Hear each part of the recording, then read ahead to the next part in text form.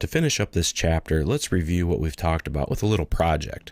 We'll just go over a few simple steps that will allow us to practice some of the concepts in this chapter. Most chapters in this video will have a similar project at the end. Let's begin. To start off, let's make a brand new file. You may be in a new file already, but we're going to start off with a brand new file so that we get familiar with the process and all the steps involved in it. There are several ways, as we talked about, to start a new file. You can just type in new, but let's go through a lot of the steps. To get you used to working with the ribbon, go up to the application menu, which is that big red A in the top left corner.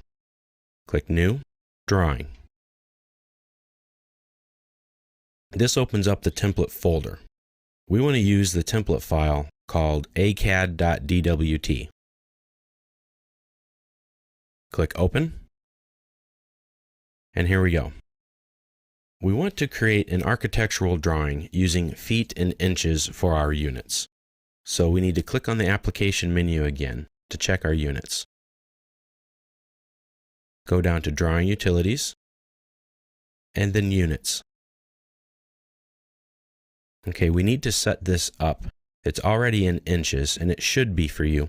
If not, click on the arrow and select inches. Now we want to go to Architectural. So you go to the length type, Architectural. Precision of 1/16 of an inch is fine for this project. As for the angles, let's make them decimal degrees and a precision with 1 decimal place. For what we're going to do, this will be satisfactory. And click OK. Now it's always good practice to save your file early on and then very regularly after that. There's always a chance that something will happen and you'll lose your work. AutoCAD crashes, especially once you get into a very complicated file. And then when you start adding references to other CAD files or to other data sets, etc., then it just bogs it down, and if your hardware isn't up to snuff, then you could have troubles. And if your hardware is absolutely top of the line, it could still be a problem. So it's just a common thing that happens with AutoCAD. It's not your fault, it just happens, so you have to be prepared for it. So let's save the file. You can save it anywhere that you'd like to, but make sure it's in a place where you know where to go. I suggest making a folder for all of your CAD work here, somewhere on your computer, on an external hard drive, a jump drive, something. You could even save your work in Autodesk 360, which is Autodesk's cloud-based support platform. There you'll be able to save files to the cloud, and you can access them from anywhere. You can even access them from your mobile device. If your hard drive crashes, if your computer explodes and bursts into flames, you'll still have your files available to you on the cloud.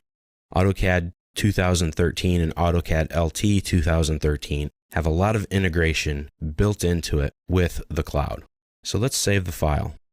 Click on the application menu, and you can click Save because we started with a template file, so it's not saved already.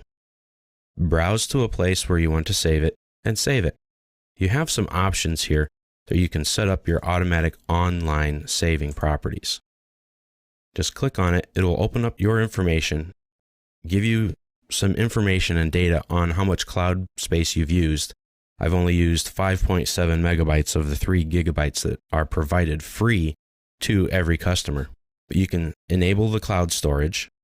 You can even sync your settings in AutoCAD, and you can set it to automatically save every file you work on. Now, if you're working with a lot of files that are very large and have a lot of memory, you could fill up that 3 gigabytes, so be careful. For now, you may want to keep it on, but it's up to you.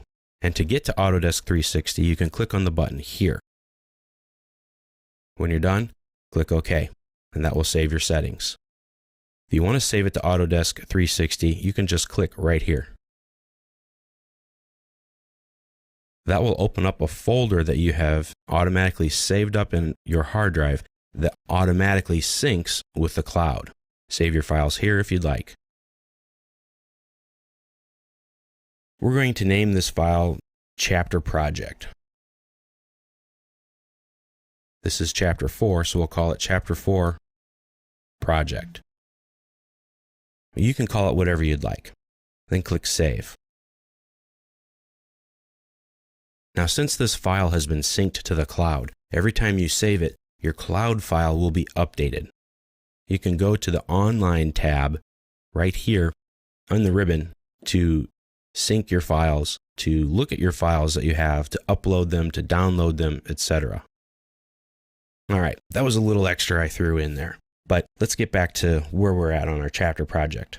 So now that we've set up our file, set the units, and we've saved it, keep in mind that it's a good practice to save your file regularly. So save early and save often. There's always a chance that something will happen and you'll lose your work, and that's bad. So let's draw something. I know we haven't talked a lot about drawing something, but that's coming. Now we've built a foundation on how to interact with AutoCAD, and we understand the interface now, and we know where things are. And so if we need to find something, we can. So let's take a look here. Let's draw a rectangle. Now to do that, you can just come up to the Home tab on the ribbon and the Draw panel and click Rectangle. Now, we just want to draw something here so that we have an object to work with. So you can pick anywhere on your screen. Pick your first point with the left click of the mouse, move it up to the top right, just anywhere. It can be small, it can be large, it won't matter. And click again. And there you go. You drew a rectangle. Good job. Now, we're going to do something else. Let's work with the grid. By default, in that acad.dwt file, the grid is on, or at least should be. If it's not, that's fine, but we want to turn it on. So if it isn't, you can come down here to your status bar and toggle it off or on by clicking it. Or you can press the F7 key. Now we also want to turn on our snap functionality, but let's set some of this stuff up first. Come down to your status bar, right click, and go to Settings. This will get you to your settings here.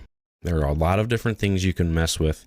Polar tracking, object snap, 3D object snap, but not in AutoCAD LT, or your snap and grid. This is what we want to do. So let's turn it on.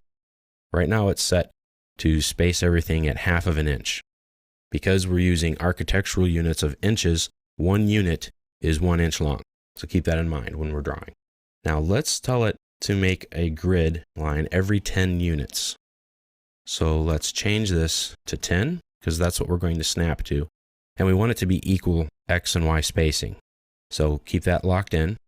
And now come down here for the grid, type in 10 units. Okay. Now you can see here our grid is quite large, but that's okay. Make sure your snap mode is turned on, and let's do some work. So pick the rectangle. You can use a crossing window, you can use an inclusion window, you can use the fence, or you can just select it. Because it's a little small, we want to get rid of it. Once you've selected it, you can use the Erase command, which is right here on the ribbon, in the Modify panel. Or, once you've selected something, you can press the Delete key, and that's the same as erasing. So that's a real quick tip if you want to get rid of something. Select it, and then hit the Delete key. It's very quick, very efficient. Now let's double-click on the scroll wheel. This will do a zoom extents. See, we don't have anything here, so that's okay. So now with your snap mode on, let's start to draw something. Let's use your scroll wheel to zoom in or zoom out, pan around a little bit.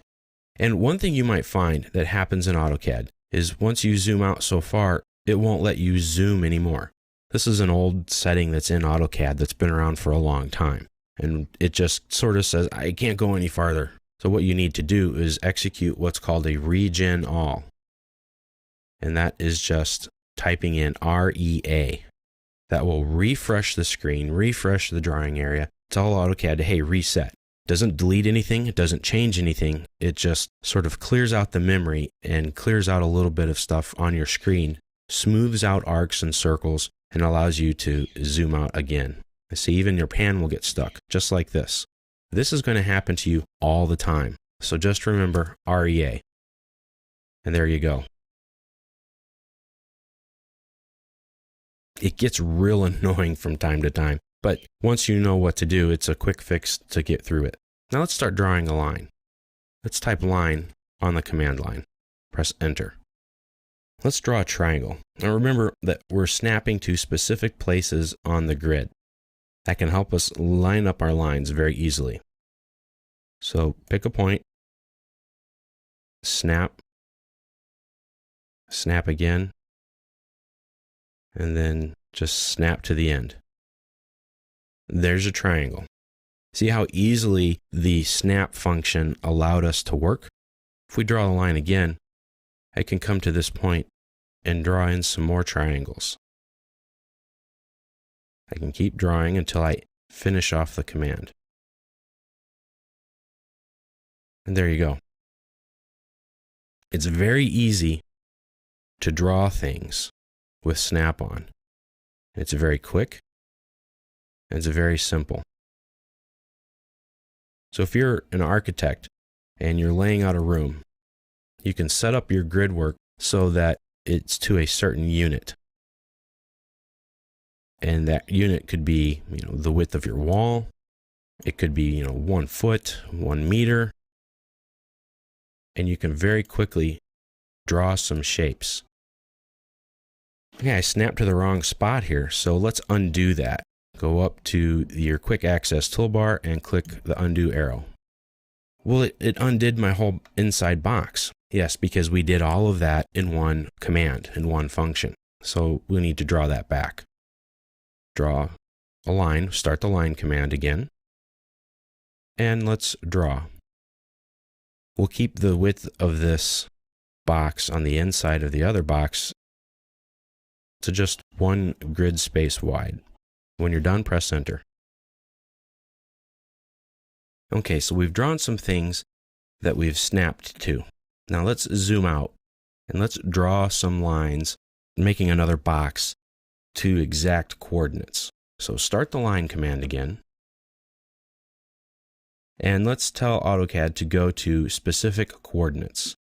Let's go to coordinate 10, 60. Press enter. Now remember, these units are in inches. So coordinate of 10, which brings us right to this snap point anyway, is at 10 inches along the x-axis. And then a coordinate of 60 will brings us up 60 inches on the y-axis. So that's great. So if we want to draw a line now that is 50 units long, well, we can snap to 5 different places here on the grid because we have set up our grid to be 10 units long, or we can just do the math on the coordinates. Since we're at x coordinate of 10, we need to go to x coordinate of 60. That will put us at 50 units wide. So to tell AutoCAD that, hey, we want to draw to coordinates again, you need to first start with the pound key and then type in our first unit, which is going to be 50, and then comma, and we'll draw it at 60. This will put us at a horizontal line to the right, 50 units long. Press enter. And there's our line. Drawing to coordinates can be difficult and tedious because you have to know exactly where you need to put it. And typically that won't be the case. There are exceptions, of course. Surveyors all the time will draw to coordinates because they know where the coordinates are for the points, and if they're getting property corners or something like that. So that will happen. We can also draw a line in a direction at a specific length. So if we draw a line, we'll snap to right here. And let's say we want it to be 50 units long, and press the tab key. And as you can see, this line is now 50 units long in any angle direction that we want to go to. And click the button, and there you go. Very simple, very easy to do. So there are a lot of ways to work within AutoCAD. Let me show you another little trick here. Let's draw a line again. Pick a point. Type in the @ symbol.